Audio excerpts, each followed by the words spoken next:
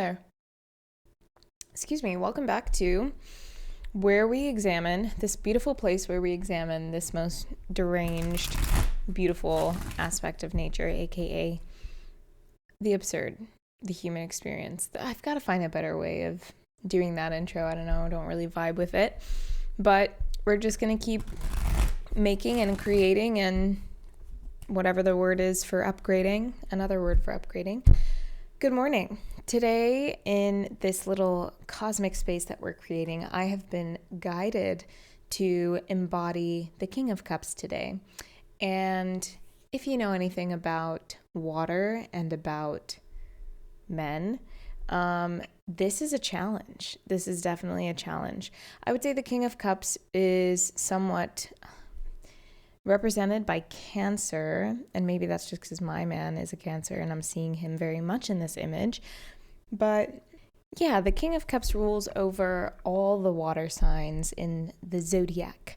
And so I am very much grounding myself in this body as a channeler of emotion, and a channeler of the subconscious, essentially.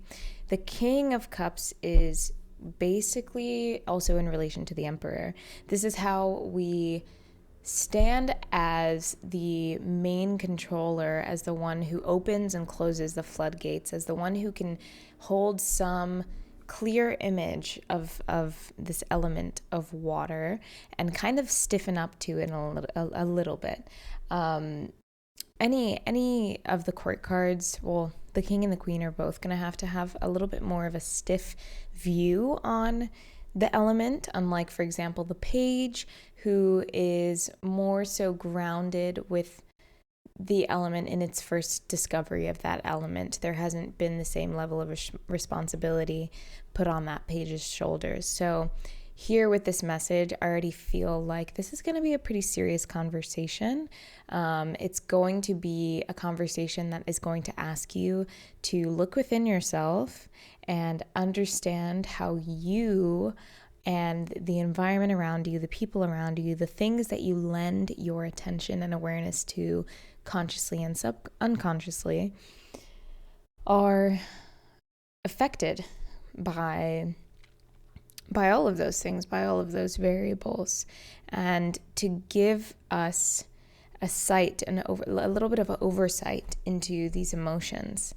We're also going to be doing some manifesting work, some energizing work, just in our communication with one another, because that is one of my God-given talents, is being able to move and shift and break down, disseminate with my mind. And so I love doing that with the more hidden philosophical and esoteric concepts, and that is exactly what we are doing here today. So let's first start with what I have been guided to channel for you here. So I pulled this card expecting it to be, if I'm going to be embodying the King of Cups, what is the energy that I'm radiating off of this King of Cups? What do you want me to kind of tune into and become a part of so that I can communicate the whole message a little bit more effectively? And interestingly enough, we have the Five of Pentacles. If you've ever seen this card, it is two people walking in the snow against a very dark background. The background seems to be showing a side of a church. So the church is like black because it's at night. But the church is lighting up from within, and all we can see is the stained glass window behind these two cold and barefoot individuals, again, walking in the snow. We can see this stained glass panel with Five Pentacles there, and it's colorful, right? Because this is Pentacles card. We're talking about earth here. We're talking about fecundity. We're talking about, life. And so here, however, this Five of Pentacles, this Five of Pentacles. Did you guys catch that? Oh, ay, qué rico. Nice little slip up there. Not a nice little slip up, actually. Quite depressing. This card is very depressing. This card is very sad. This gray, the gray and black hues really contrast this stained glass. And it's funny because even in speaking, I'm hearing the metaphors, right? Stained glass, something that's so beautiful, but that has had to be tarnished. These two individuals, one of them has a broken leg. He's bandaged up on his head, right? So typically the Five of Pentacles is a card that people don't necessarily want to see because it indicates that there's something truly lacking in our lives, that we feel that we are missing out on that warmth that life has to offer us, that we're bruised, that we're injured, right? It could indicate somewhere as well where we have an Achilles heel, somewhere where we're not strong enough, we're not at our best, we're not at our height, at our highest. However, today, I'm also reading this card as signaling some laziness as well. Just more so this energy of just, not having energy, of feeling so depleted and becoming almost zombie-like, because I can see the actions in this card. Also, funny enough, I did not notice this. I've never noticed this. One of these individuals, the one that I'm looking at, who is walking on crutches, is wearing a bell around his neck. And I can see that the other individual, who's walking ahead of him a little bit, also barefoot, is holding what looks to be a rosary, and it looks like she's praying as they pass the church. So the bell is also very interesting to me. This is strange.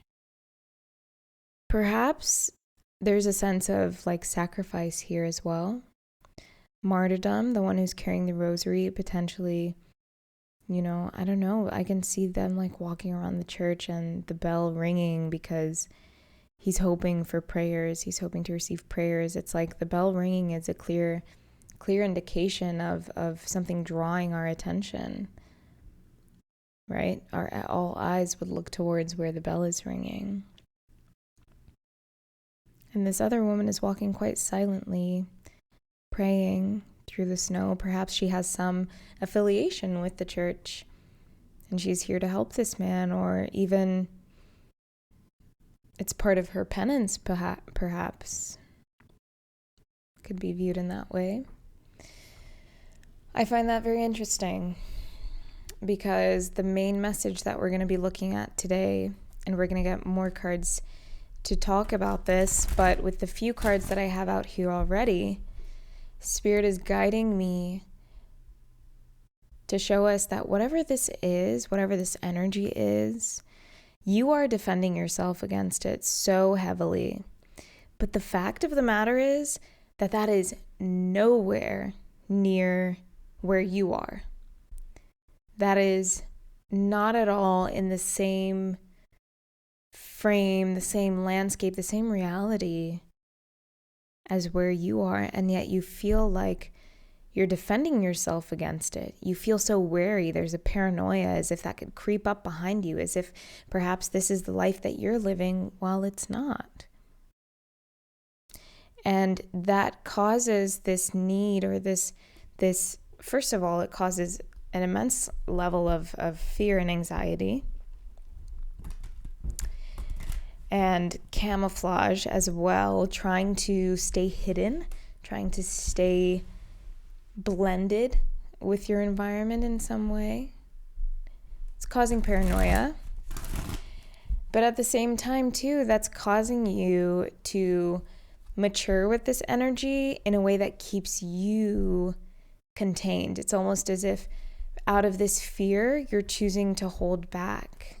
That's your defense mechanism.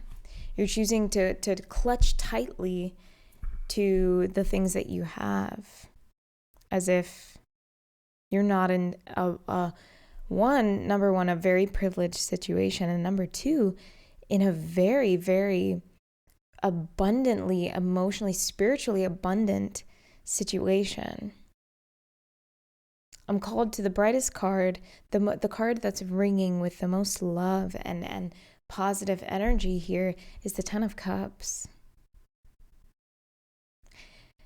And you don't quite let yourself have reference for what this looks like. That could mean that, like, with you and your family, the good, the bright, the warm, it may have been there, but it wasn't secure enough, or it couldn't be you haven't let yourself cement that joy and that happiness, that image of a happy family, happy life. You haven't let that become your foundation, right? You haven't let that truly be what's real for you. You are still looking at potentially the past, potentially your imagination, both being one and the same somewhat. You're looking at that with so much fear and defensiveness.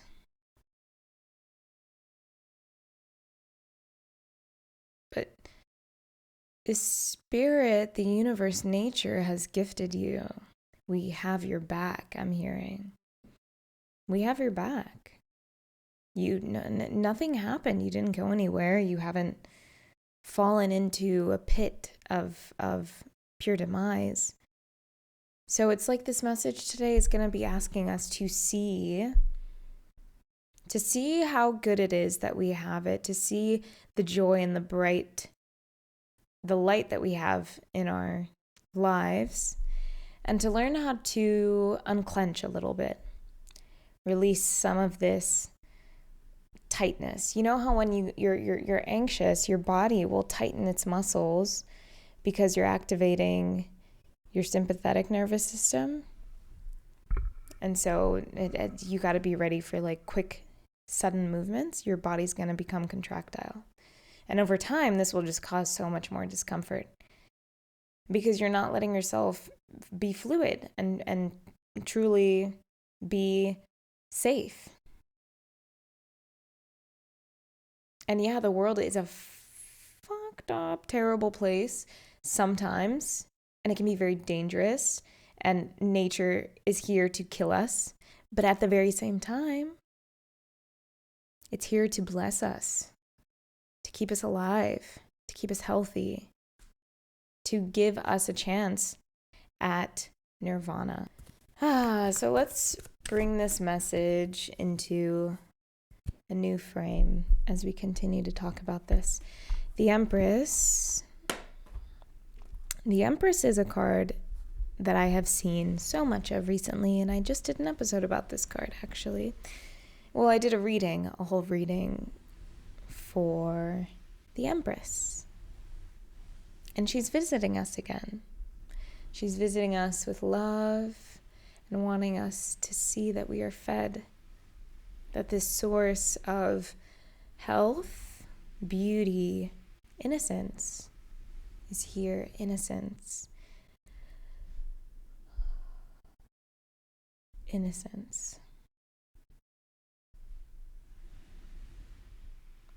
You don't have to hold on so tightly.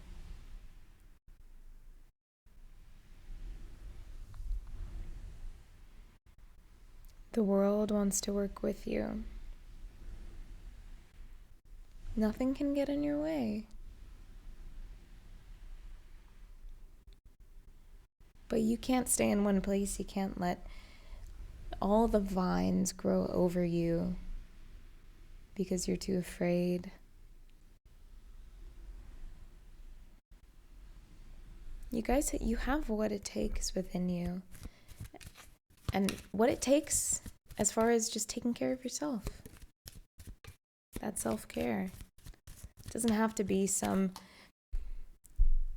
extravagant goal or wish to save the world. And if it is, that's fine, but it doesn't have to be.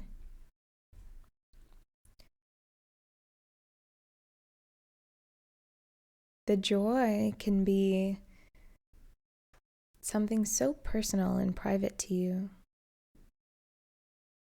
But to give you some of my ideas about what it is, my joy lives in being able to prepare whole foods for myself from the earth, vegetables, root vegetables, to eat fruit, to be able to have a space that I take care of and that makes me feel good and makes me and my body feel safe, to be able to care for my body in my hygiene, being able to caress myself, to wash myself, to manicure myself, to be there with myself, to have a home for my partner and my beloved furry familiar to feel safe in. For her to feel safe and warm, cozied up next to the radiator. To know that I'm talking about her. And for us to share that awareness with one another. That's the joy for me. It's the joy of being here and having something to say of this love, of this life, of this human experience. To be here with myself, to be here with you, but to be here with myself.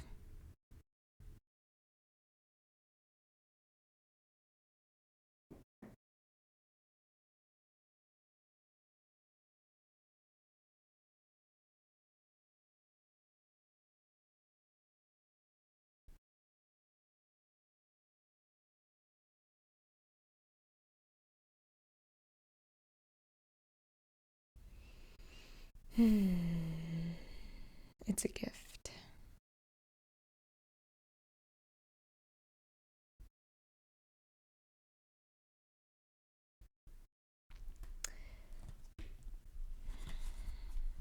Spirit is calling on us to have a little bit more optimism, to be able to speak it, to not view everything so negatively, to not expect the worst, even if we have seen the worst.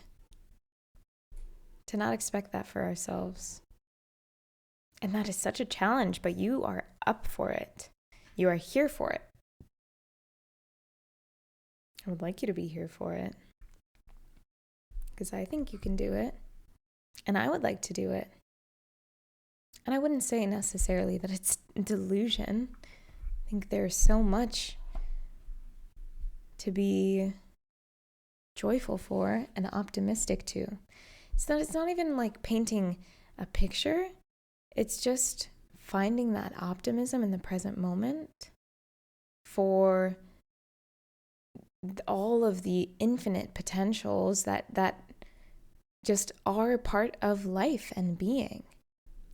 You don't need to pick one and try to find a way to feel optimistic about it.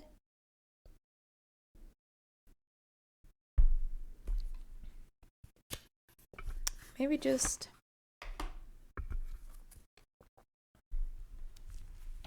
let the light in. My beautiful friends, this is going to conclude the first part of our message today.